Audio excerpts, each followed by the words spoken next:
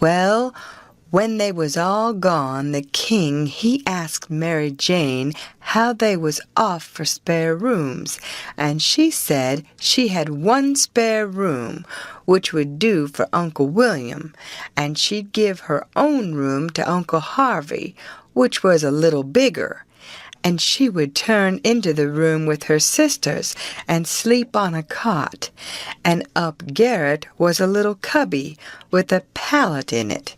The king said the cubby would do for his valet, meaning me.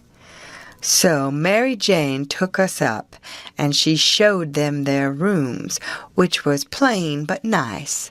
She said she'd have her frocks and a lot of other traps took out of her room if they was in Uncle Harvey's way, but he said they weren't.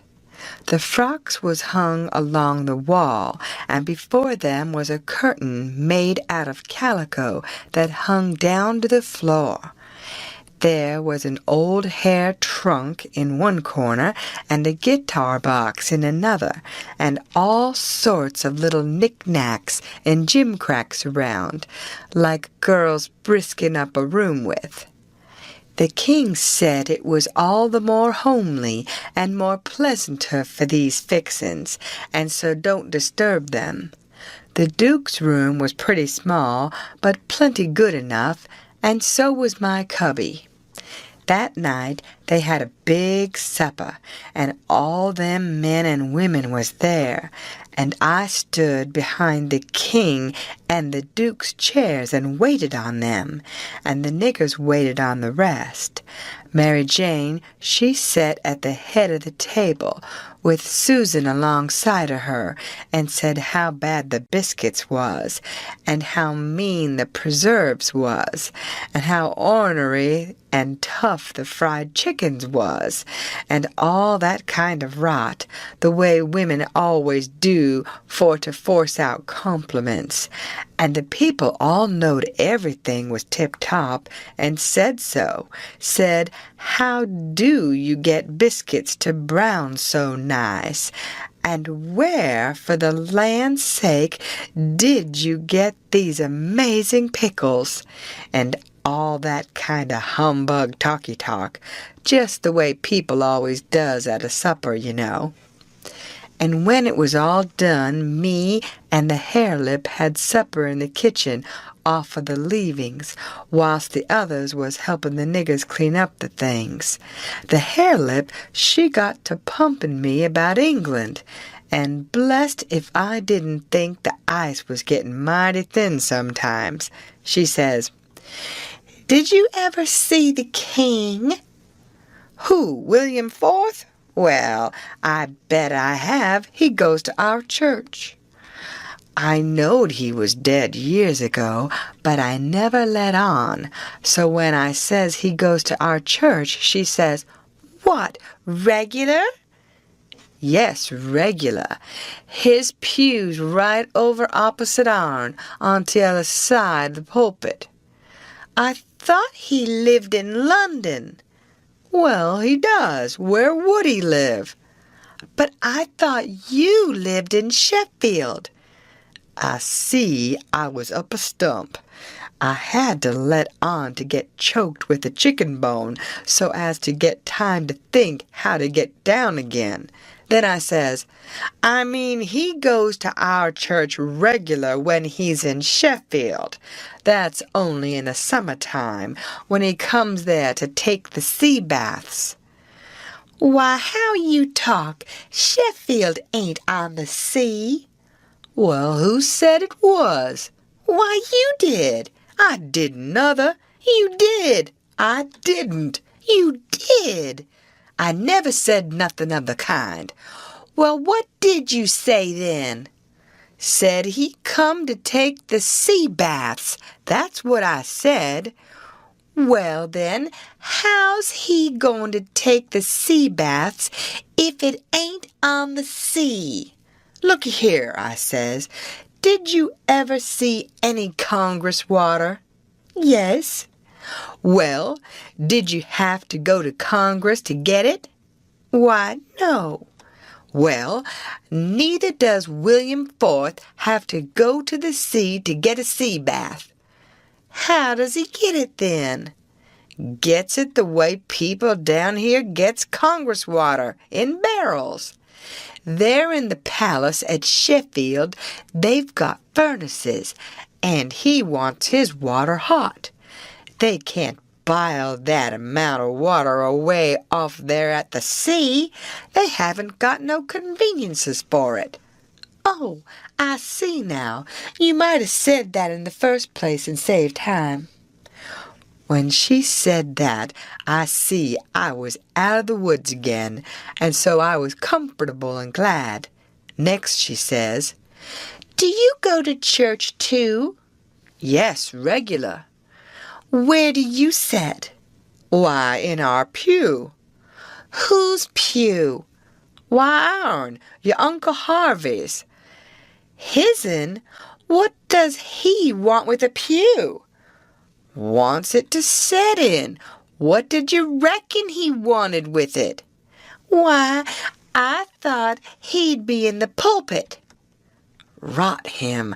I forgot he was a preacher." I see I was up a stump again, so I played another chicken bone and got another think. Then I says, "Blame it, do you suppose there ain't but one preacher to a church?" "Why, what do they want with more?" "What, to preach before a king? I never did see such a girl as you. They don't have no less than 17. 17? My land! Why, I wouldn't set out such a string as that, not if I never got to glory. It must take 'em a week." "Shucks, they don't all of 'em preach the same day, only one of 'em." "Well, then, what does the rest of 'em do?" "Oh, nothing much. Loll around, pass the plate, and one thing or another. But mainly, they don't do nothing." "Well, then, what are they for?" "Why, they're for style. Don't you know nothing?" "Well, I don't want to know no such foolishness as that. How is servants treated in England? Do they treat 'em better than we treat our niggers?" "No, a servant ain't nobody there. They treat them worse than dogs." "Don't they give 'em holidays the way we do, Christmas and New Year's week and 4th of July?" "Oh, just listen. A body could tell you hain't ever been to England by that." "Why, Why, Joanna, they never see a holiday from year's end to year's end. Never go to the circus, nor theater, nor nigger shows, nor nowheres." "Nor church?" "Nor church." "But you always went to church." "Well, I was gone up again. I forgot I was the old man's servant. But next minute I whirled in on a kind of an explanation how a valet was different from a common servant, and had to go to church whether he wanted to or not, and set with the family on account of its being the law. But I didn't do it pretty good, and when I got done, I see she weren't satisfied. She says, "Honest Injun now, hain't you been telling me a lot of lies?" "Honest Injun," says I. "None of it at all?" "None of it at all, not a lie in it," says I. "Lay your hand on this book and say it." I see it weren't nothing but a dictionary, so I laid my hand on it and said it. So then she looked a little better satisfied and says, "Well, then, I'll believe some of it, but I hope to gracious if I'll believe the rest." "What is it you won't believe, Joe?" says Mary Jane, stepping in with Susan behind her. It ain't right nor kind for you to talk so to him, and him a stranger, and so far from his people. How would you like to be treated so?"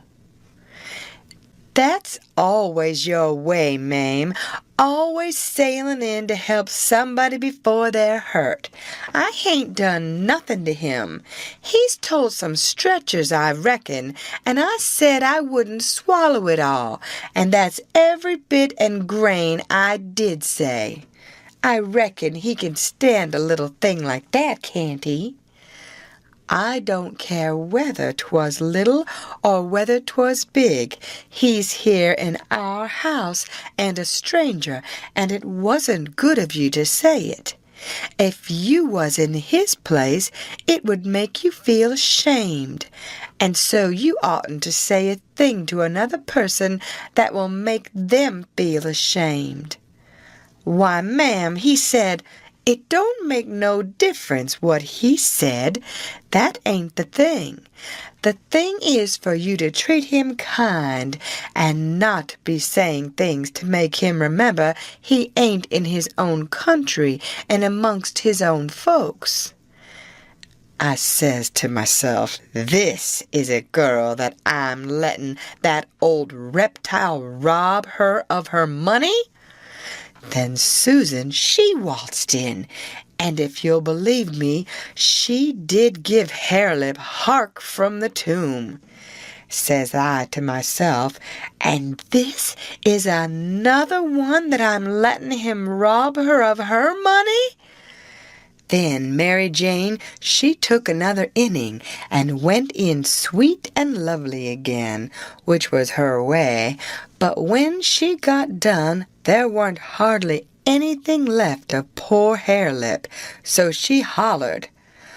"All right then," says the other girls, "you just ask his pardon." She done it too, and she done it beautiful.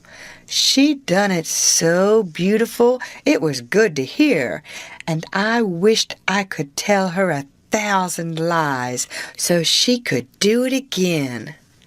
I says to myself, this is another one that I'm letting him rob her of her money. And when she got through, they all just laid themselves out to make me feel at home and know I was amongst friends. I felt so ornery and low down and mean that I says to myself, my mind's made up. I'll hive that money for them or bust. So then I lit out for bed. I said, meaning some time or another. When I got by myself, I went to thinking the thing over. I says to myself, shall I go to that doctor, private, and blow on these frauds? No, that won't do. He might tell who told him. Then the king and the duke would make it warm for me. Shall I go private and tell Mary Jane? No, that doesn't do it. Her face would give them a hint, sure. They've got the money, and they'd slide right out and get away with it. If she was to fetch in help, I'd get mixed up in the business before it was done with, I judge. No, there ain't no good way but one. I got to steal that money somehow, and I got to steal it some way that they won't suspicion that I done it.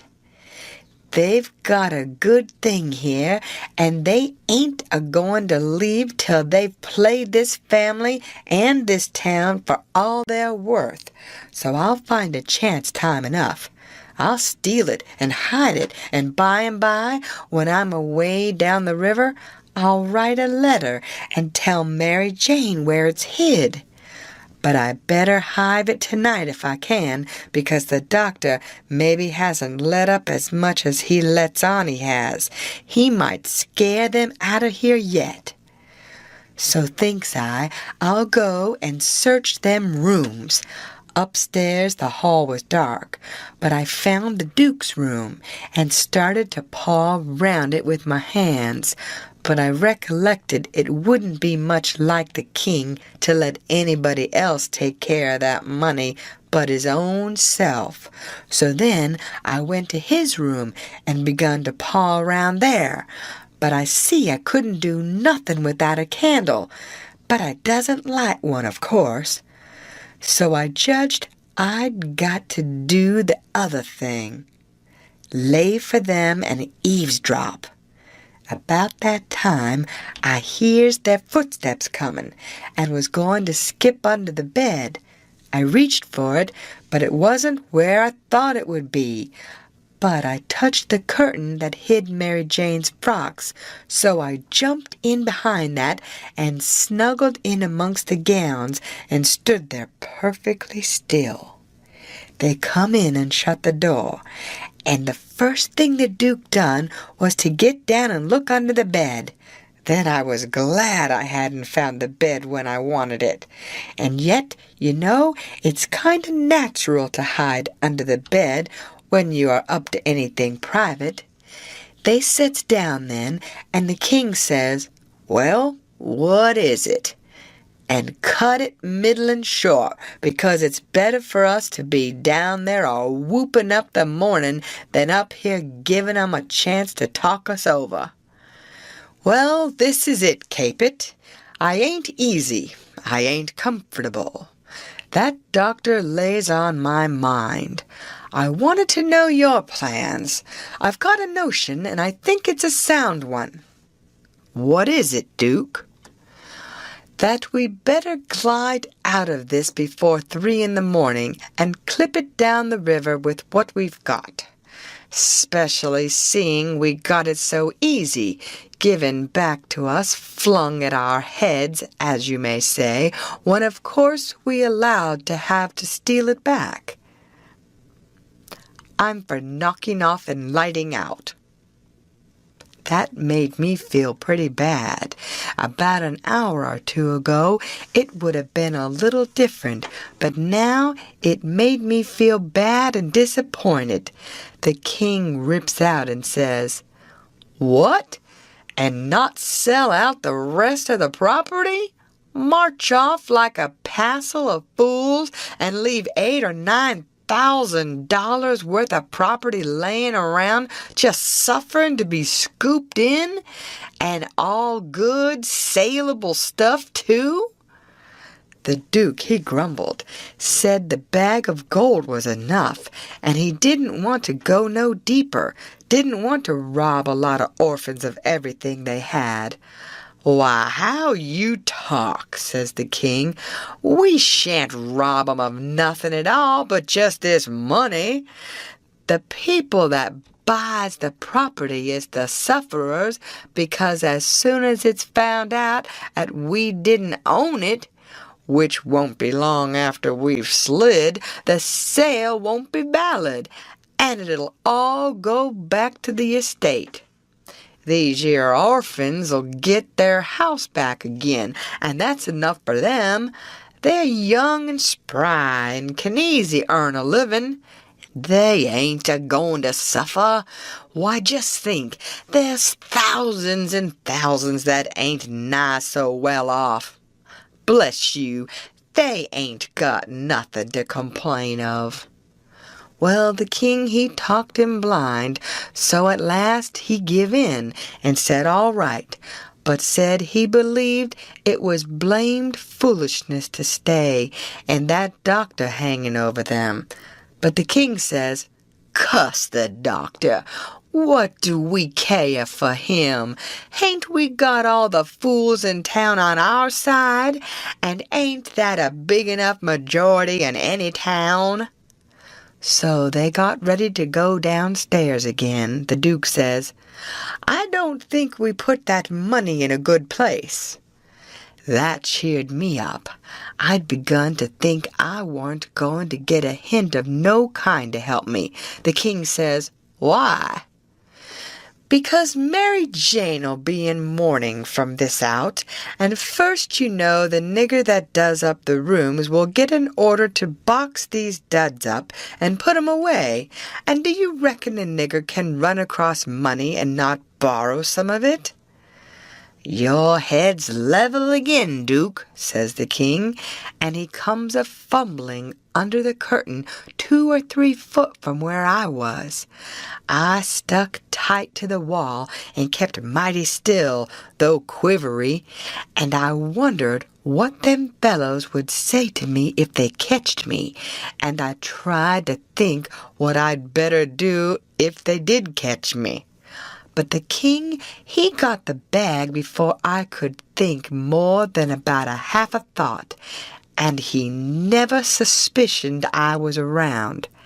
They took and shoved the bag through a rip in the straw tick that was under the feather bed, and crammed it in a foot or two amongst the straw, and said it was all right now, because a nigger only makes up the feather bed, and don't turn over the straw tick only about twice a year, and so it warn't in no danger of getting stole now.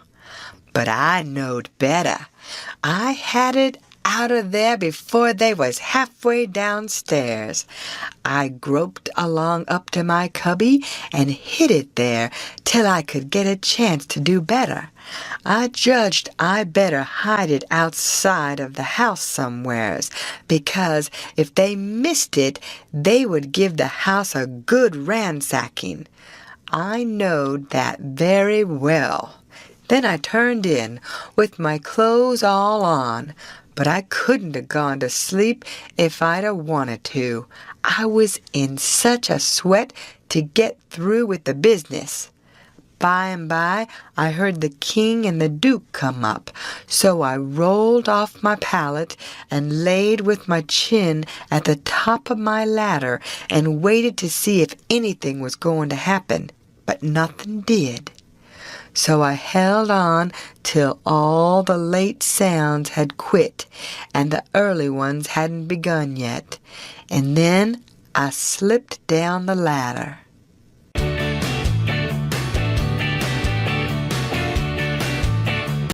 I crept to their doors and listened.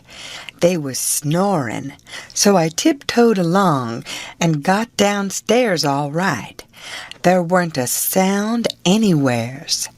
I peeped through a crack of the dining room door and see the men that was watching the corpse all sound asleep on their chairs.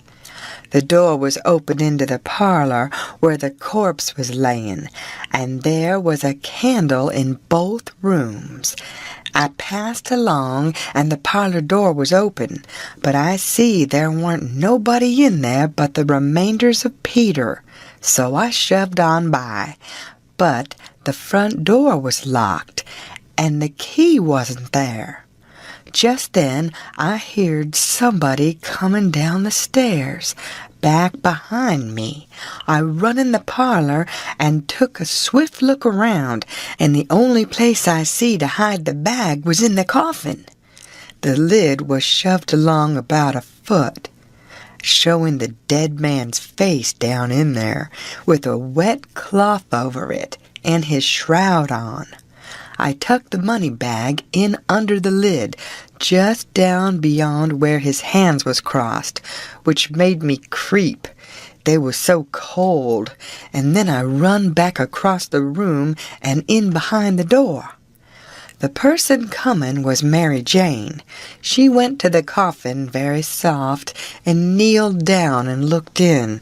Then she put up her handkerchief, and I see she begun to cry, though I couldn't hear her, and her back was to me. I slid out, and as I passed the dining room, I thought I'd make sure them watchers hadn't seen me, so I looked through the crack, and everything was all right. They hadn't stirred. I slipped up to bed feeling rather blue on accounts of the thing playing out that way after I had took so much trouble and run so much risk about it. Says I, if it could stay where it is, all right, because when we get down the river 100 mile or two, I could write back to Mary Jane, and she could dig him up again and get it. But that ain't the thing that's going to happen. The thing that's going to happen is the money'll be found when they come to screw on the lid. Then the king will get it again, and it'll be a long day before he gives anybody another chance to smouch it from him. Of course, I wanted to slide down and get it out of there, but I doesn't try it. Every minute it was getting earlier now, and pretty soon some of them watchers would begin to stir, and I might get catched with $6,000 in my hands that nobody hadn't hired me to take care of. I don't wish to be mixed up in no such business as that, I says to myself. When I got downstairs in the morning, the parlor was shut up, and the watchers was gone. There weren't nobody around but the family and the widow Bartley and our tribe. I watched their faces to see if anything had been happening, but I couldn't tell. Towards the middle of the day, the undertaker come with his man, and they set the coffin in the middle of the room on a couple of chairs, and then set all our chairs in rows, and borrowed more from the neighbors, till the hall and the parlor and the dining room was full. I see the coffin lid was the way it was before, but I doesn't go to look in under it with folks around. Then the people begun to flock in, and the beats and the girls took seats in the front row at the head of the coffin, and for a half an hour the people filed around slow in single rank, and looked down at the dead man's face a minute, and some dropped in a tear. And it was all very still and solemn, only the girls and the beats holding handkerchiefs to their eyes and keeping their heads bent and sobbing a little. There weren't no other sound but the scraping of the feet on the floor and blowing noses, because people always blows them more at a funeral than they do at other places except church. When the place was packed full, the undertaker, he slid around in his black gloves with his softy, soothing ways, putting on the last touches and getting people and things all ship-shape and comfortable, and making no more sound than a cat. He never spoke. He moved people around. He squeezed in late ones. He opened up passageways and done it with nods and signs with his hands. Then he took his place over against the wall. He was the softest, glidingest, stealthiest man I ever see, and there warn't no more smile to him than there is to a ham. They had borrowed a melodeon, a sick one, and when everything was ready, a young woman sat down and worked it, and it was pretty squeaky and colicky, and everybody joined in and sung, and Peter was the only one that had a good thing, according to my notion. Then the Reverend Hobson opened up, slow and solemn, and begun to talk, and straight off the most outrageous row busted out in the cellar a body ever heard. It was only one dog, but he made a most powerful racket, and he kept it up right along. The parson, he had to stand there over the coffin and wait. You couldn't hear yourself think. It was right down awkward, and nobody didn't seem to know what to do. But pretty soon they see that long-legged undertaker make a sign to the preacher, as much as to say, "Don't you worry, just depend on me." Then he stooped down and begun to glide along the wall, just his shoulders showing over the people's heads. So he glided along, and the powwow and racket getting more and more outrageous all the time. And at last, when he had gone around two sides of the room, he disappears down cellar. Then, in about 2 seconds, we heard a whack, and the dog, he finished up with the most amazing howl or two. And then everything was dead still, and the parson begun his solemn talk where he left off. In a minute or two, here comes this undertaker's back and shoulders gliding along the wall again. And so he glided and glided around 3 sides of the room, and then rose up and shaded his mouth with his hands, and stretched his neck out towards the preacher over the people's heads, and says, in a kind of a coarse whisper, "He had a rat." Then he drooped down and glided along the wall again to his place. You could see it was a great satisfaction to the people, because naturally they wanted to know. A little thing like that don't cost nothing, and it's just the little things that makes a man to be looked up to and liked. There weren't no more popular man in town than what that undertaker was. Well, the funeral sermon was very good, but p'ison long and tiresome. And then the king, he shoved in and got off some of his usual rubbish, and at last the job was through, and the undertaker begun to sneak up on the coffin with his screwdriver. I was in a sweat then, and watched him pretty keen. But he never meddled at all, just slid the lid along as soft as mush, and screwed it down tight and fast. So there I was. I didn't know whether the money was in there or not. So, says I, suppose somebody has hogged that bag on the sly. Now how do I know whether to write to Mary Jane or not? Suppose she dug him up and didn't find nothing. What would she think of me? Blame it, I says, I might get hunted up and jailed.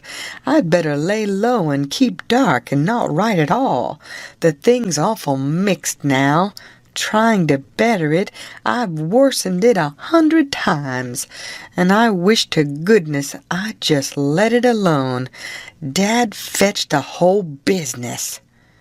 They buried him, and we come back home, and I went to watching faces again. I couldn't help it, and I couldn't rest easy, but nothing come of it. The faces didn't tell me nothing. The king, he visited around in the evening and sweetened everybody up and made himself ever so friendly, and he give out the idea that his congregation over in England would be in a sweat about him, so he must hurry and settle up the estate right away and leave for home. He was very sorry he was so pushed, and so was everybody. They wished he could stay longer, but they said they could see it couldn't be done. And he said of course him and William would take the girls home with them. And that pleased everybody too, because then the girls would be well fixed and amongst their own relations. And it pleased the girls too, tickled them so they clean forgot they ever had a trouble in the world, and told him to sell out as quick as he wanted to. They would be ready. Them poor things was that glad and happy it made my heart ache to see them getting fooled and lied to so. But I didn't see no safe way for me to chip in and change the general tune. Well, blamed if the king didn't build the house and the niggers and all the property for auction straight off. Sailed 2 days after the funeral, but anybody could buy private beforehand if they wanted to. So the next day after the funeral, along about noontime, the girls' joy got the first jolt.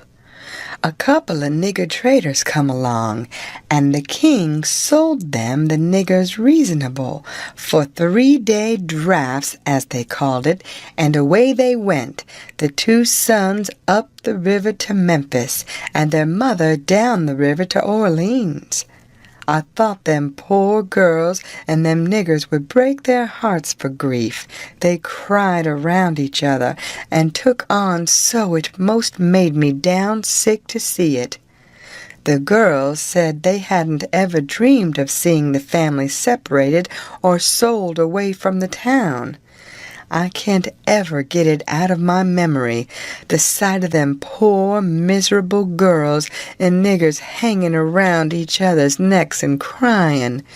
And I reckon I couldn't have stood it all, but would have had to bust out and tell on our gang if I hadn't knowed the sale weren't no account and the niggers would be back home in a week or 2. The thing made a big stir in the town, too, and a good many come out flat-footed and said it was scandalous to separate the mother and the children that way. It injured the fraud some, but the old fool, he bullied right along, spite of all the Duke could say or do, and I tell you the Duke was powerful uneasy. Next day was auction day. About broad day in the morning, the king and the Duke come up in the garret and woke me up, and I see by their look that there was trouble. The king says, "Was you in my room night before last?" "No, your majesty," which was the way I always called him when nobody but our gang weren't around. "Was you in there yesterday or last night?" "No, your majesty." "Honor bright now, no lies." "Honor bright, your majesty, I'm telling you the truth. I hain't been near your room since Miss Mary Jane took you and the Duke and showed it to you." The Duke says, "Have you seen anybody else go in there?" "No, your grace, not as I remember, I believe." "Stop and think." I studied a while and see my chance. Then I says, "Well, I see the niggers go in there several times." Both of them gave a little jump and looked like they hadn't ever expected it, and then like they had. Then the Duke says, "What, all of them?" "No, leastways not all at once. That is, I don't think I ever see them all come out at once, but just one time." "Hello, when was that?" "It was the day we had the funeral, in the morning. It weren't early because I overslept. I was just starting down the ladder and I see them." "Well, go on. What did they do? How'd they act?" "They didn't do nothing, and they didn't act anyway much as fur as I see. They tiptoed away, so I seen, easy enough, that they shoved in there to do up your majesty's room or something, supposing you was up, and found you warn't up, and so they was hoping to slide out of the way of trouble without waking you up, if they hadn't already waked you up." "Great guns, this is a go," says the king, and both of them looked pretty sick and tolerable silly. They stood there a-thinking and scratching their heads a minute, and the Duke, he bust into a kind of a little raspy chuckle and says, "It does beat all how neat the niggers played their hand. They let on to be sorry they was going out of this region, and I believed they was sorry, and so did you, and so did everybody. Don't ever tell me any more that a nigger ain't got any histrionic talent. Why, the way they played that thing, it would fool anybody. In my opinion, there's a fortune in 'em. If I had capital and a theater, I wouldn't want a better layout than that, and here we've gone and sold 'em for a song. Yes, and ain't privileged to sing the song yet. Say, where is that song, that draft? In the bank, for to be collected. Where would it be? Well, that's all right then, thank goodness. Says I, kinda timid-like, is something gone wrong? The king whirls on me and rips out, none of your business. You keep your head shut, and mind your own affairs if you got any. Long as you're in this town, don't you forget that, you hear? Then he says to the Duke, we got to just swaller it and say nothing. Mum's the word for us. As they was starting down the ladder, the Duke he chuckles again and says, quick sales and small profits. It's a good business, yes. The king snarls around on him and says, I was trying to do for the best in selling 'em out so quick. If the profits has turned out to be none, lacking considerable, and none to carry, is it my fault any more'n it's yourn? Well, they'd be in this house yet, and we wouldn't if I could have got my advice listened to. The king sassed back as much as was safe for him, and then swapped around and lit into me again. He give me down the banks for not coming and telling him I see the niggers come out of his room acting that way. Said any fool would have knowed something was up. And then waltzed in and cussed himself a while, and said it all come of him not laying late and taking his natural rest that morning, and he'd be blamed if he'd ever do it again. So they went off a jawin', and I felt dreadful glad I'd worked it all off onto the niggers, and yet hadn't done the niggers no harm by it.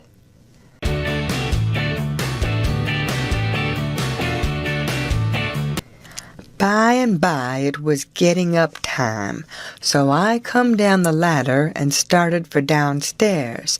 But as I come to the girl's room, the door was open, and I see Mary Jane settin' by her old hair trunk, which was open, and she'd been packing things in it, getting ready to go to England.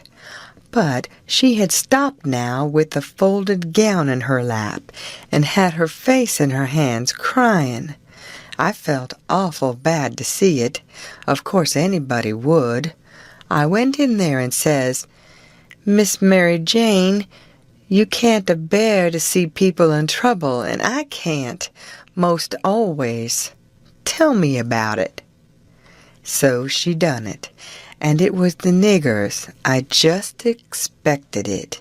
She said the beautiful trip to England was most about spoiled for her. She didn't know how she was ever going to be happy there, knowing the mother and the children weren't ever going to see each other no more, and then busted out bitterer than ever and flung up her hands and says, Oh, dear, dear, to think they ain't ever going to see each other any more. But they will, and inside of 2 weeks, and I know it, says I. Laws, it was out before I could think, and before I could budge, she throws her arms around my neck and told me to say it again, say it again, say it again.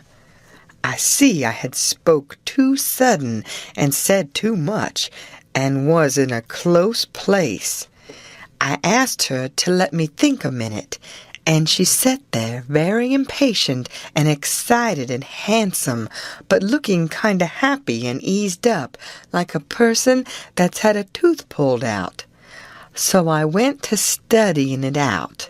I says to myself, I reckon a body that ups and tells the truth when he is in a tight place is taking considerable many risks, though I ain't had no experience and can't say for certain. but it looks so to me anyway. And yet, here's a case where I'm blessed if it don't look to me like the truth is better and actually safer than a lie. I must lay it by in my mind and think it over some time or other. It's so kind of strange and unregular. I never seen nothing like it. Well, I says to myself at last, I'm a-going to chance it.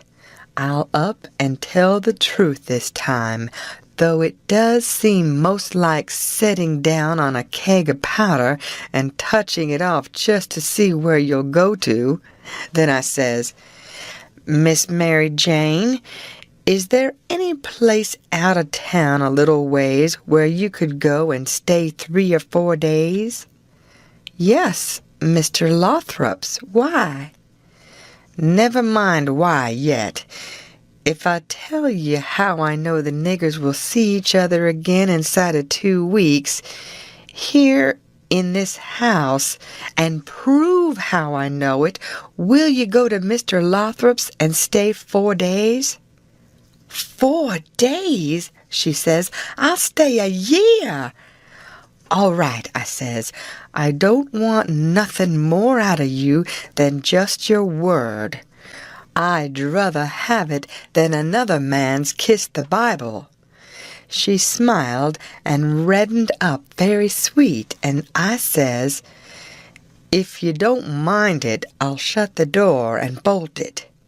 Then I come back and set down again and says, Don't you holler.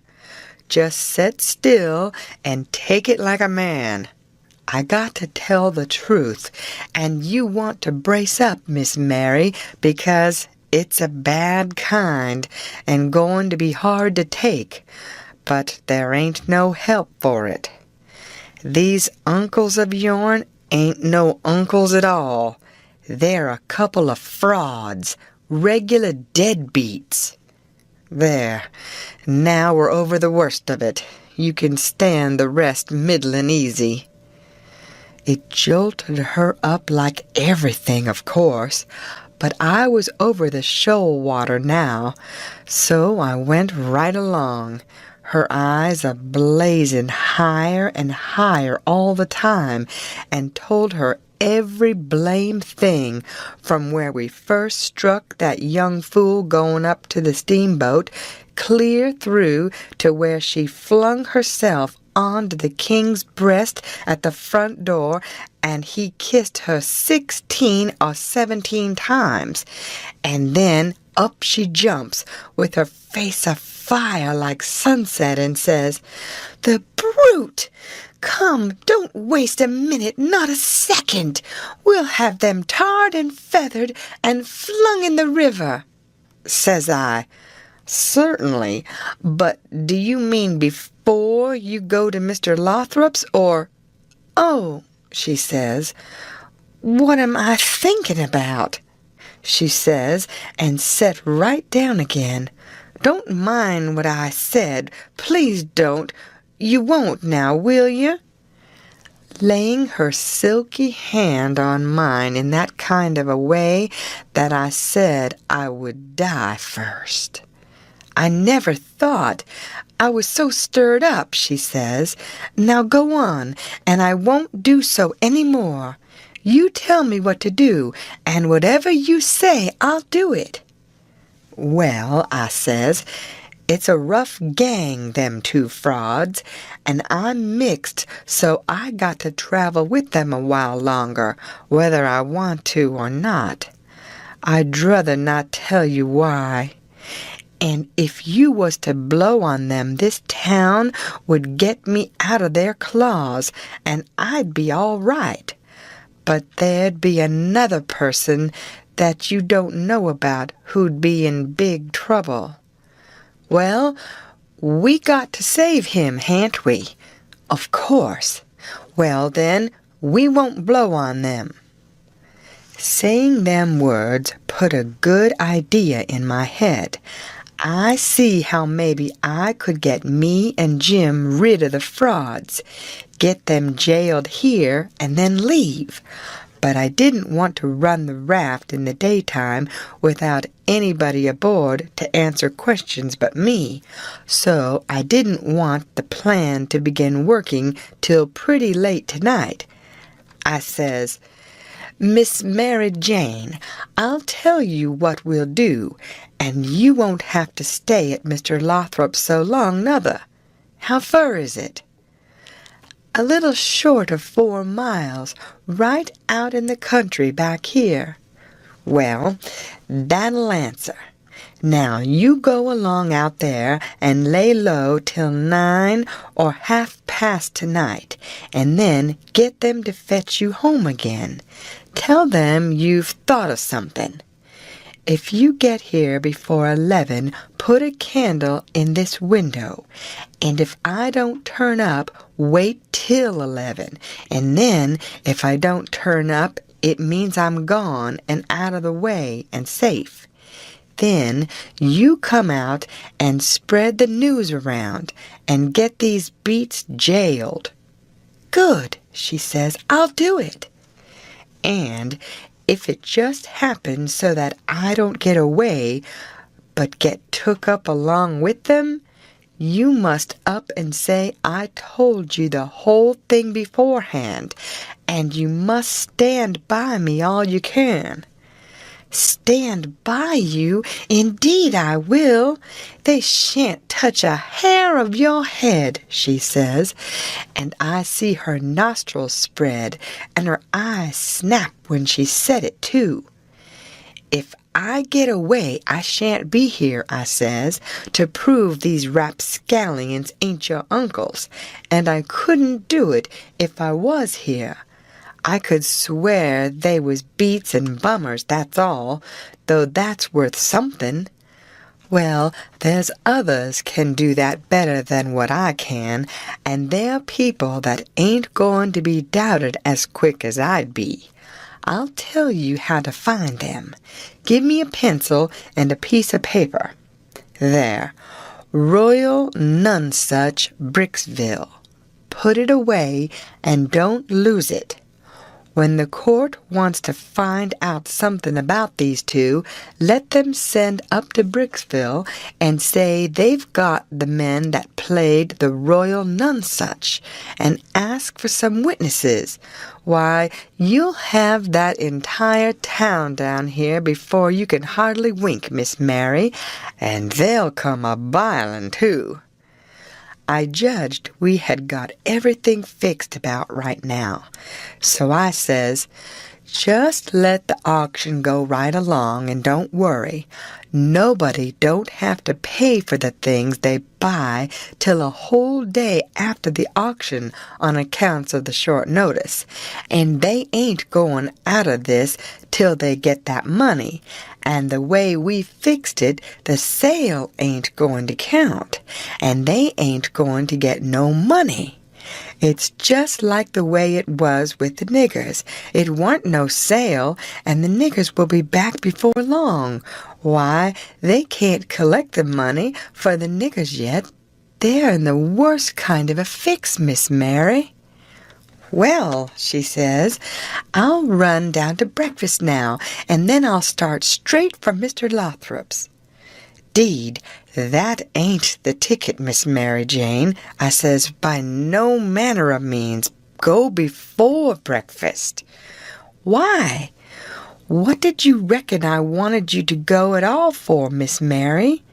"Well, I never thought, and come to think, I don't know. What was it?" "Why, it's because you ain't one of these leather-faced people. I don't want no better book than what your face is. A body can set down and read it off like coarse print. Do you reckon you can go and face your uncles when they come to kiss you good morning and never— There, don't. Yes, I'll go before breakfast. I'll be glad to. And leave my sisters with them? Yes, never mind about them.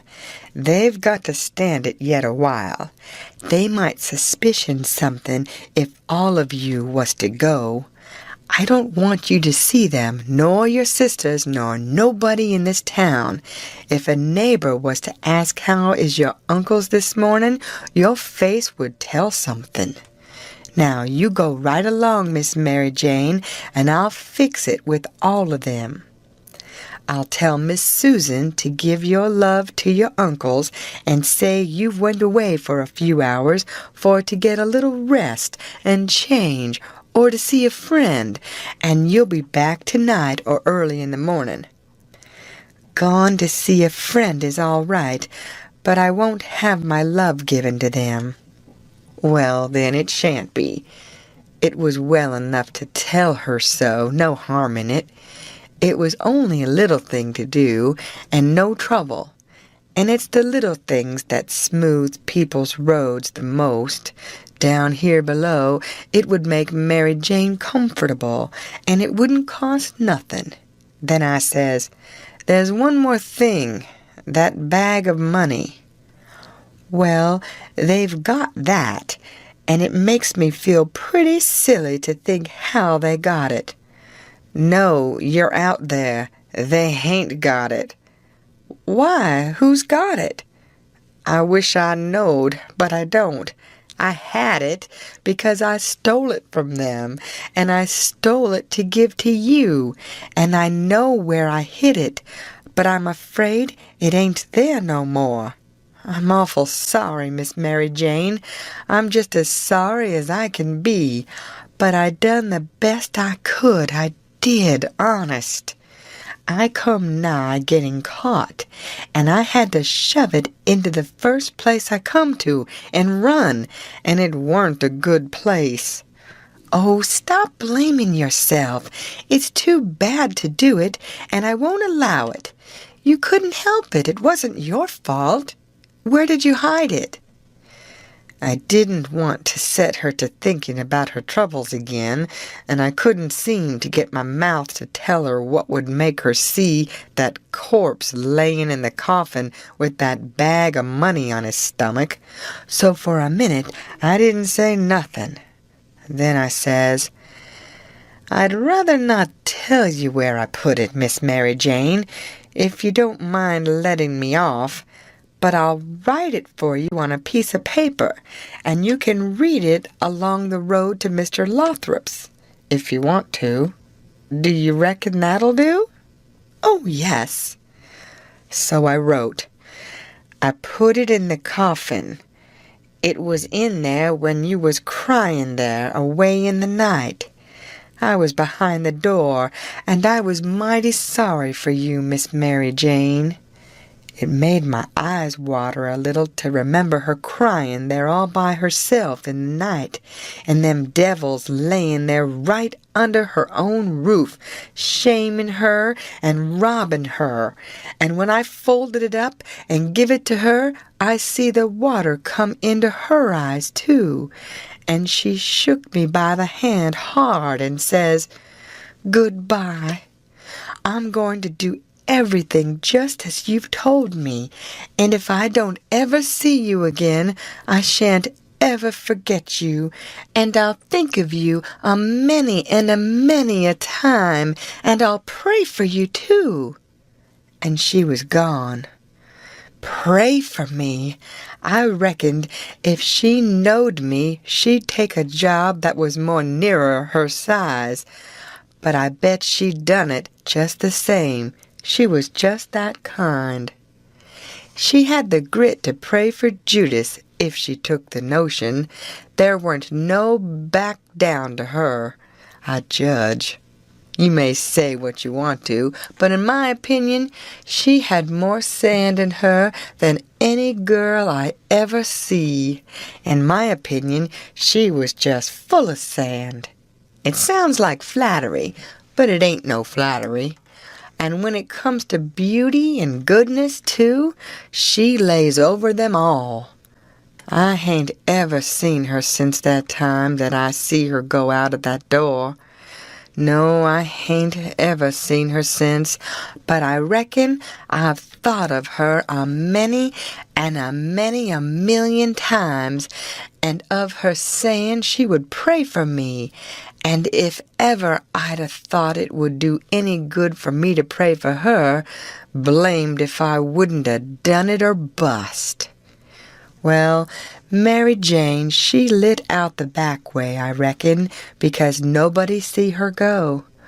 When I struck Susan and the harelip, I says, "What's the name of them people over on the other side of the river that you all goes to see sometimes?" They says, "There's several, but it's the Proctors mainly." "That's the name," I says. "I most forgot it." Well, Miss Mary Jane, she told me to tell you she's gone over there in a dreadful hurry. One of them's sick. "Which one?" "I don't know. Leastways, I kind of forget. But I thinks it's— Sakes alive! I hope it ain't Hanner." "I'm sorry to say it," I says, "but Hanner's the very one." My goodness! And she's so well only last week. Is she took bad? It ain't no name for it. They set up with her all night, Miss Mary Jane said, and they don't think she'll last many hours. Only think of that now! What's the matter with her? I couldn't think of anything reasonable right off that way, so I says, "Mumps." "Mumps, your granny! They don't set up with people that's got the mumps." "They don't they?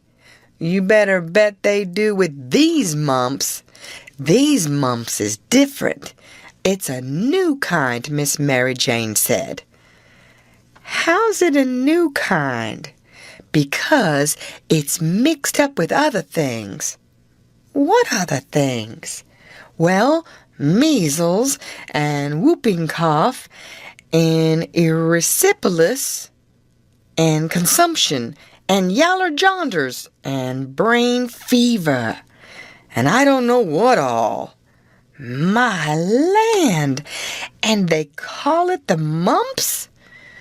That's what Miss Mary Jane said.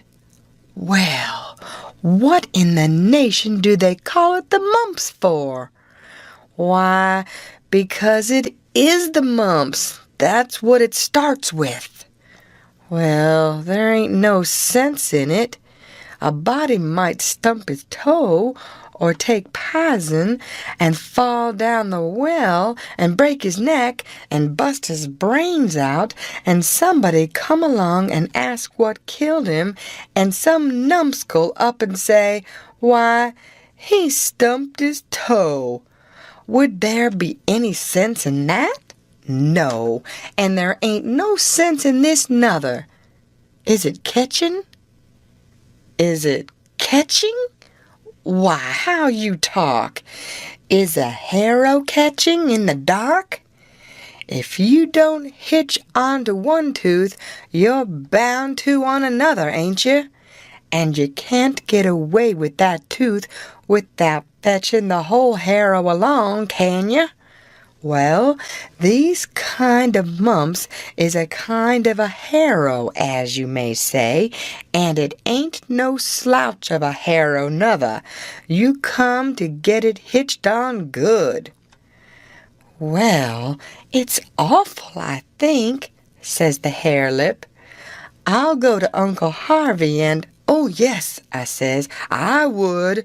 Of course I would. I wouldn't lose no time." "Well, why wouldn't you?" "Just look at it a minute, and maybe you can see. Hain't your uncles obleeged to get along home to England as fast as they can? And do you reckon they'd be mean enough to go off and leave you to go all that journey by yourselves? You know they'll wait for you. So fur, so good. Your Uncle Harvey's a preacher, ain't he? Very well, then. Is a preacher going to deceive a steamboat clerk? Is he going to deceive a ship clerk so as to get them to let Miss Mary Jane go aboard? Now you know he ain't. What will he do then? Why, he'll say, "It's a great pity, but my church matters has got to get along the best way they can, for my niece has been exposed to the dreadful pluribussinum mumps, and so it's my bounden duty to set down here and wait the 3 months it takes to show on her if she's got it. But never mind, if you think it's best to tell your Uncle Harvey." Shucks! And stay fooling around here when we could all be having good times in England whilst we was waiting to find out whether Mary Jane's got it or not? Why, you talk like a muggins. Well, anyway, maybe you'd better tell some of the neighbors. Listen at that now. You do beat all for natural stupidness. Can't you see that they'd go and tell?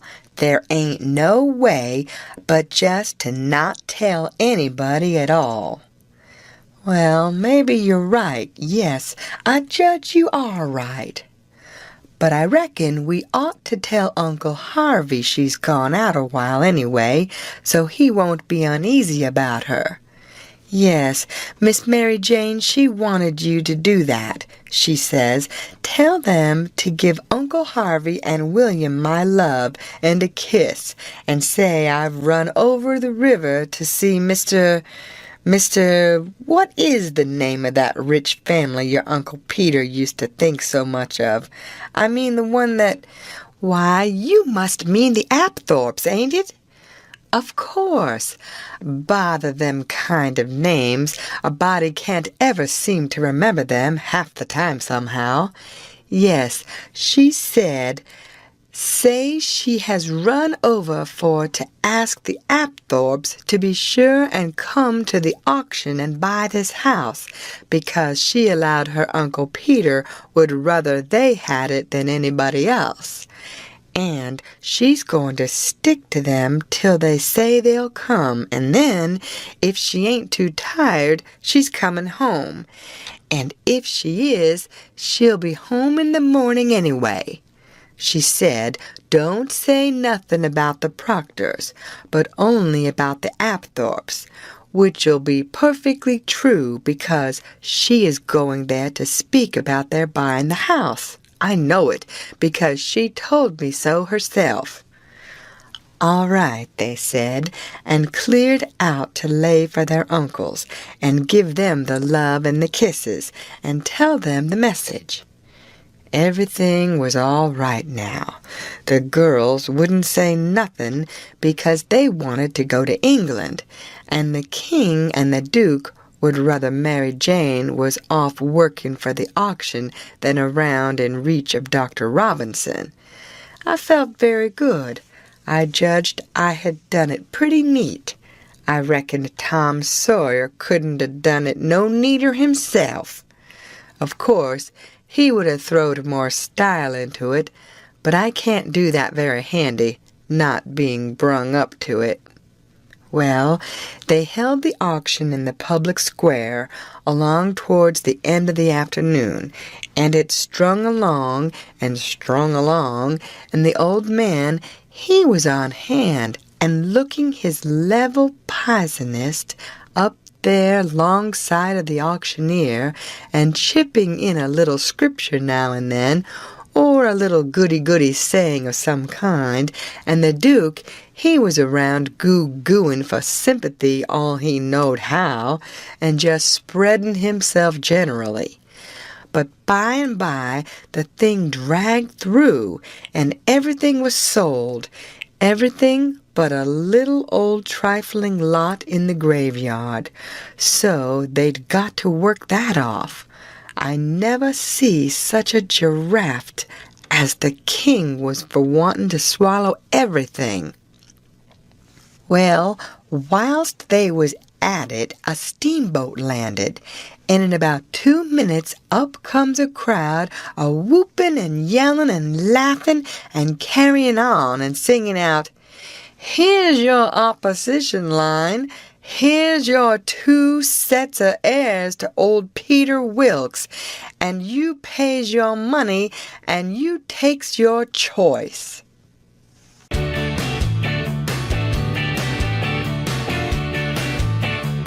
They was fetching a very nice-looking old gentleman along, and a nice-looking younger one, with his right arm in a sling. And my souls, how the people yelled and laughed and kept it up. But I didn't see no joke about it, and I judged it would strain the Duke and the King some to see any. I reckoned they'd turn pale. But no, nary a pale did they turn. The Duke, he never let on he suspicioned what was up, but just went a goo-gooing around, happy and satisfied, like a jug that's googling out buttermilk. And as for the King, he just gazed and gazed down sorrowful on them newcomers, like it give him the stomach ache in his very heart to think there could be such frauds and rascals in the world. Oh, he done it admirable. Lots of the principal people gathered round the King to let him see they was on his side. That old gentleman that had just come looked all puzzled to death. Pretty soon he begun to speak, and I see straight off he pronounced like an Englishman, not the King's way, though the King's was pretty good for an imitation. I can't give the old gent's words, nor I can't imitate him, but he turned around to the crowd and says about like this, "This is a surprise to me, which I wasn't looking for, and I'll acknowledge, candid and frank, I ain't very well fixed to meet it and answer it, for my brother and me has had misfortunes. He's broke his arm, and our baggage got put off at a town above here last night in the night by a mistake. I am Peter Wilkes's brother Harvey, and this is his brother William, which can't hear nor speak, and can't even make signs to amount to much, now 'tis only got one hand to work them with. We are who we say we are, and in a day or two, when I get the baggage, I can prove it. But up till then, I won't say nothing more, but go to the hotel and wait." So him and the new dummy started off, and the King he laughs and blethers out, "Broke his arm, very likely, ain't it? And very convenient, too, for a fraud that's got to make signs and ain't learned how. Lost their baggage. That's mighty good and mighty ingenious under the circumstances." So he laughed again, and so did everybody else, except 3 or 4, or maybe half a dozen. One of these was that doctor. Another one was a sharp-looking gentleman with a carpet bag of the old-fashioned kind made out of carpet stuff that had just come off of the steamboat and was talking to him in a low voice and glancing towards the King now and then and nodding their heads. It was Levi Bell, the lawyer that was gone up to Louisville, and another one was a big, rough husky that come along and listened to all the old gentleman said, and was listening to the King now. And when the King got done, this husky up and says, "Say, looky here, if you are Harvey Wilkes, when'd you come to this town?" "The day before the funeral, friend," says the King. "But what time of day?" "In the evening, about an hour or 2 before sundown." "How'd you come?" I come down on the Susan Powell from Cincinnati." "Well, then how'd you come to be up at the Pint in the morning? In a canoe?" "I weren't up at the Pint in the morning." "It's a lie." Several of them jumped for him and begged him not to talk that way to an old man and a preacher. "Preacher be hanged, he's a fraud and a liar. He was up at the Pint that morning. I live up there, don't I? Well, I was up there, and he was up there. I see him there. He come in a canoe, along with Tim Collins and a boy." The doctor, he up and says, "Would you know the boy again if you was to see him, Hines?" "I reckon I would, but I don't know." "Why, yonder he is now. I know him perfectly easy." It was me he pointed at. The doctor says, "Neighbors, I don't know whether the new couple is frauds or not, but if these two ain't frauds, I am an idiot, that's all. I think it's our duty to see that they don't get away from here till we've looked into this thing. Come along, Hines. Come along, the rest of you. We'll take these fellows to the tavern and affront them with the other couple, and I reckon we'll find out something before we get through." It was nuts for the crowd, though maybe not for the king's friends, so we all started. It was about sundown. The doctor, he led me along by the hand, and was plenty kind enough, but he never let go of my hand. We all got in a big room in the hotel, and lit up some candles, and fetched in the new couple. First, the doctor says, "I don't wish to be too hard on these two men, but I think they're frauds, and they may have complices that we don't know nothing about. If they have, won't the complices get away with that bag of gold Peter Wilkes left? It ain't unlikely. If these men ain't frauds, they won't object to sending for that money and letting us keep it till they prove they're all right. Ain't that so?" Everybody agreed to that, so I judged they had our gang in a pretty tight place right at the outstart. But the king, he only looked sorrowful and says, "Gentlemen, I wish the money was there, for I ain't got no disposition to throw anything in the way of a fair, open, out-and-out investigation of this miserable business. But alas, the money ain't there. You can send and see if you want to." "Where is it, then?" "Well, when my niece give it to me to keep for her, I took and hid it inside of the straw tick of my bed, not wishing to bank it for the few days we'd be here. And considering the bed a safe place, we not being used to niggers, and supposing 'em honest like servants in England. The niggers stole it the very next morning after I had went downstairs, and when I sold 'em I hadn't missed the money yet, so they got clean away with it. My servant here can tell you about it, gentlemen."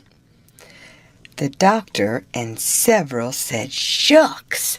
and I see nobody didn't altogether believe him. One man asked me if I see the niggers steal it. I said no, but I see them sneaking out of the room and hustling away, and I never thought nothing, only I reckoned they was afraid they had waked up my master and was trying to get away before he made trouble with them. That was all they asked me. Then the doctor whirls on me and says, "Are you English too?" I says yes, and him and some others laughed and said, "Stuff."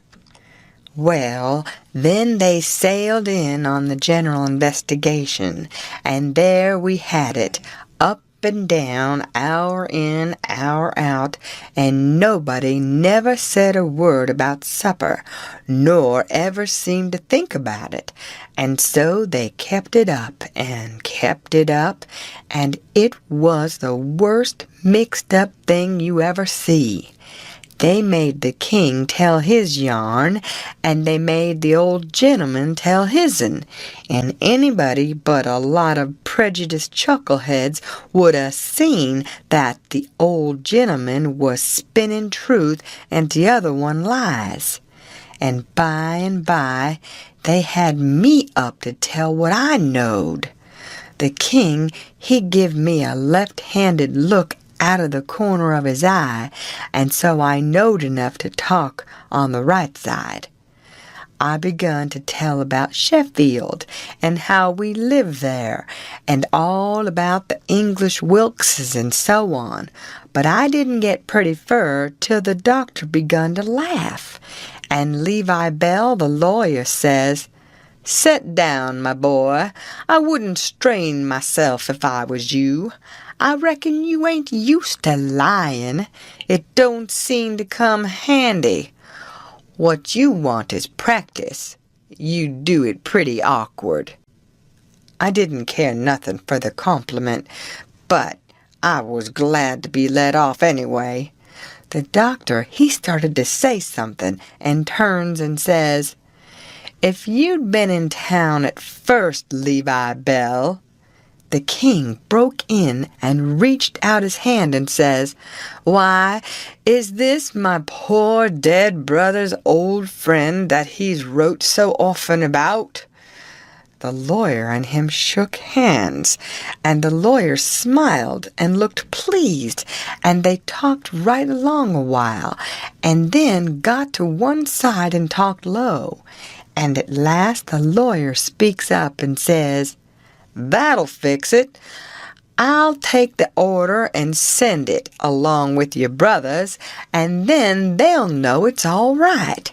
So they got some paper and a pen, and the king, he sat down and twisted his head to one side and chawed his tongue and scrawled off something, and then they give the pen to the duke, and then for the first time the duke looked sick. But he took the pen and wrote. So then the lawyer turns to the new old gentleman and says, "You and your brother please write a line or two and sign your names." The old gentleman wrote, but nobody couldn't read it. The lawyer looked powerful astonished and says, "Well, it beats me," and snaked a lot of old letters out of his pocket and examined them, and then examined the old man's writing, and then them again, and then says, "These old letters is from Harvey Wilkes, and here's these 2 handwritings, and anybody can see they didn't write them." The king and the duke looked sold and foolish, I tell you, to see how the lawyer had took them in. "And here's this old gentleman's handwriting, and anybody can tell easy enough he didn't write them. Fact is, the scratches he makes ain't properly writing at all. Now, here's some letters from—" The new old gentleman says, "If you please, let me explain. Nobody can read my hand but my brother there, so he copies for me. It's his hand you've got there, not mine." "Well," says the lawyer, "this is a state of things. I've got some of William's letters, too, so if you'll get him to write a line or so, we can come—" "He can't write with his left hand," says the old gentleman. "If he could use his right hand, you would see that he wrote his own letters and mine too. Look at both, please. They're by the same hand."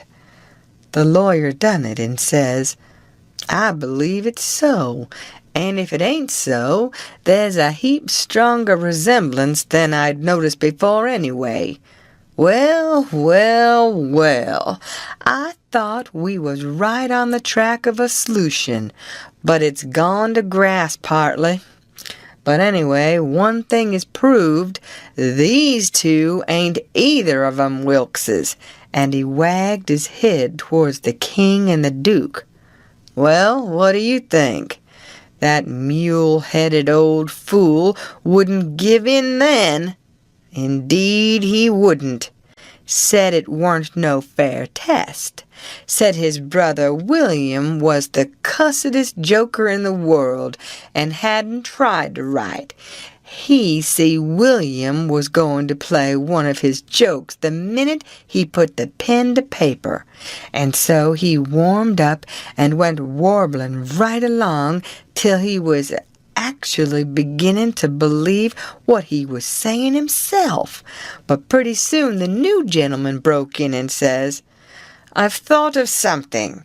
Is there anybody here that helped to lay out the late Peter Wilkes for burying?"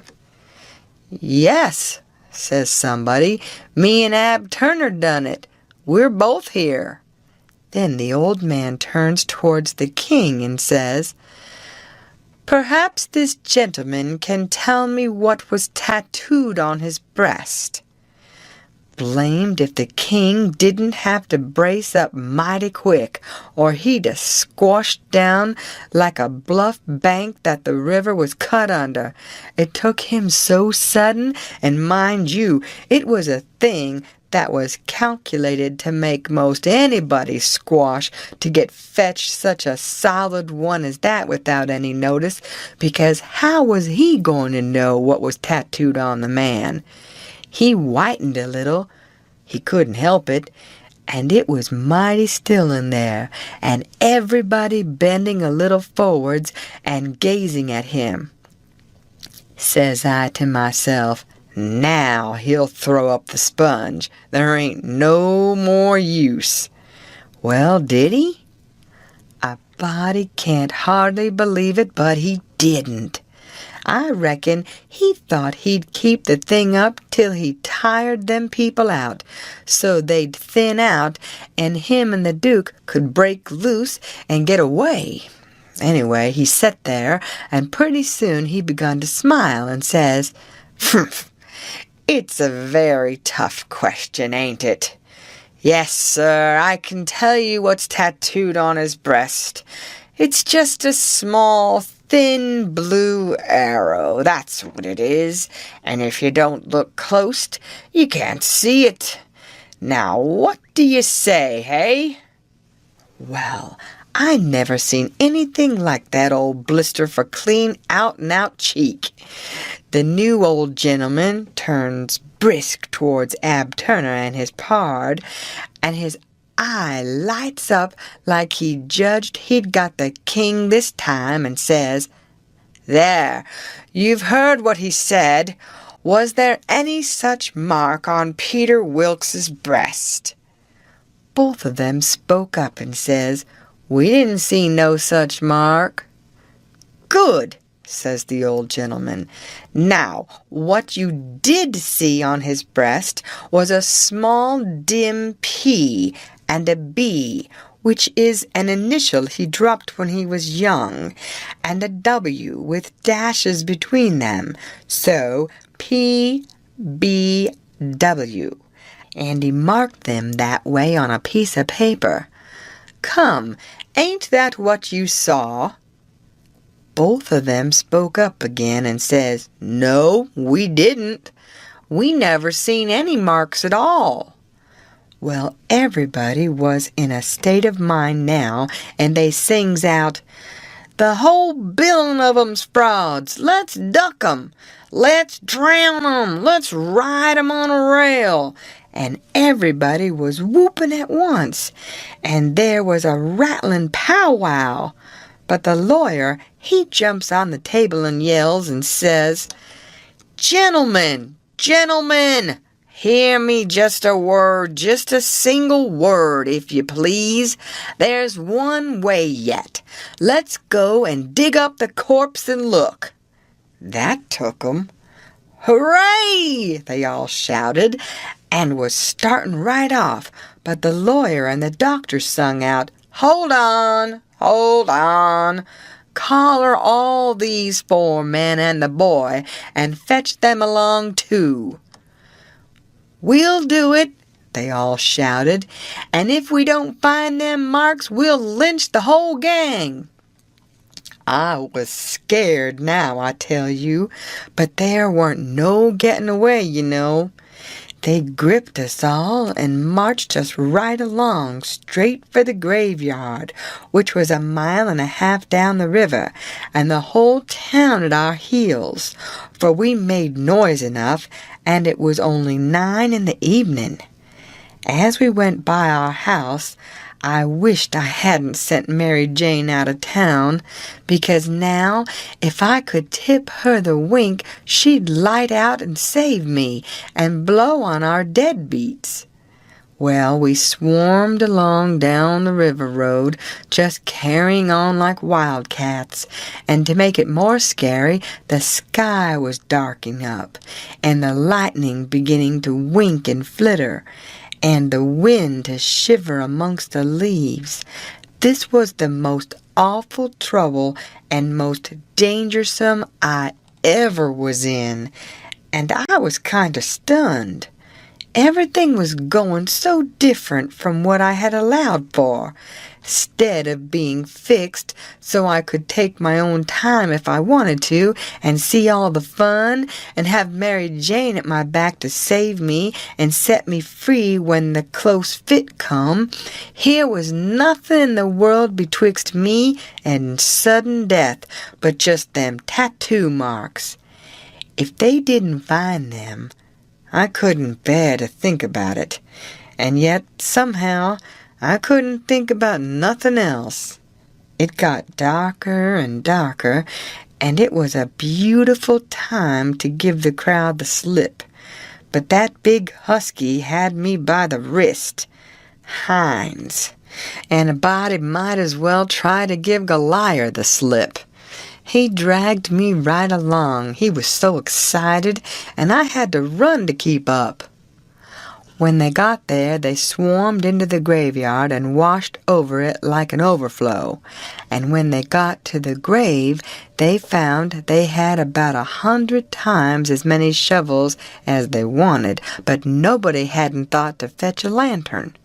But they sailed into digging anyway by the flicker of the lightning, and sent a man to the nearest house 1/2 mile off to borrow one. So they dug and dug like everything, and it got awful dark, and the rain started, and the wind swished and swashed along, and the lightning come brisker and brisker, and the thunder boomed. But them people never took no notice of it.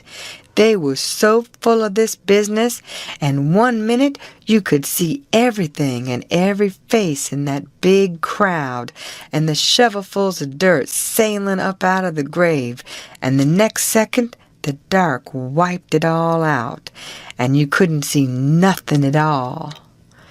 At last they got out the coffin and begun to unscrew the lid, and then such another crowding and shouldering and shoving as there was to scrouge in and get a sight you never see.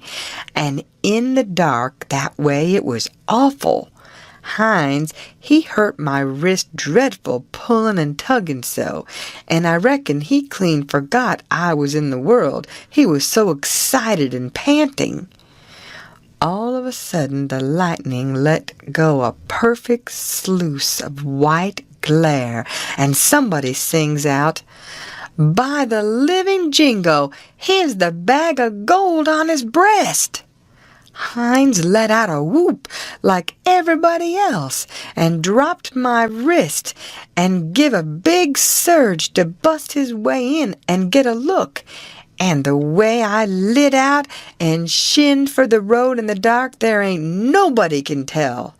I had the road all to myself, and I fairly flew. Leastways, I had it all to myself except the solid dark, and the now and then glares, and the buzzing of the rain, and the thrashing of the wind, and the splitting of the thunder. And sure as you are born, I did clip it along. When I struck the town, I see there weren't nobody out in the storm, so I never hunted for no back streets, but humped it straight through the main one, and when I begun to get towards our house, I aimed my eye and set it. No light there, the house all dark, which made me feel sorry and disappointed. I didn't know why. But at last, just as I was sailing by, flash comes the light in Mary Jane's window, and my heart swelled up sudden like to bust. And the same second the house and all was behind me in the dark, and wasn't ever going to be before me no more in this world. She was the best girl I ever see, and had the most sand. The minute I was far enough above the town to see I could make the towhead, I begun to look sharp for a boat to borrow, and the first time the lightning showed me one that wasn't chained, I snatched it and shoved. It was a canoe, and I weren't fastened with nothing but a rope. The towhead was a rattling big distance off, away out there in the middle of the river, but I didn't lose no time. And when I struck the raft at last, I was so fagged I would have just laid down to blow and gasp if I could have afforded it. But I didn't. As I sprung aboard, I sung out, "Out with you, Jim, and set her loose. Glory be to goodness, we're shut of them." Jim lit out, and was a-comin' for me with both arms spread. He was so full of joy. But when I glimpsed him in the lightning, my heart shot up in my mouth, and I went overboard backwards, for I forgot he was old King Lear and a drownded Arab all in one, and it most scared the livers and lights out of me. But Jim fished me out, and was going to hug me and bless me and so on. He was so glad I was back, and we was shut of the king and the duke, but I says, "Not now. Have it for breakfast. Have it for breakfast. Cut loose and let her slide." So in 2 seconds away we went a-sliding down the river, and it did seem so good to be free again, and all by ourselves on the big river, and nobody to bother us. I had to skip around a bit, and jump up, and crack my heels a few times. I couldn't help it. But about the third crack, I noticed a sound that I knowed mighty well, and held my breath and listened and waited. And sure enough, when the next flash busted out over the water, here they come, and just a-layin' to their oars and making their skiff hum. It was the king and the duke. So I wilted right down onto the planks then and give up. And it was all I could do to keep from crying.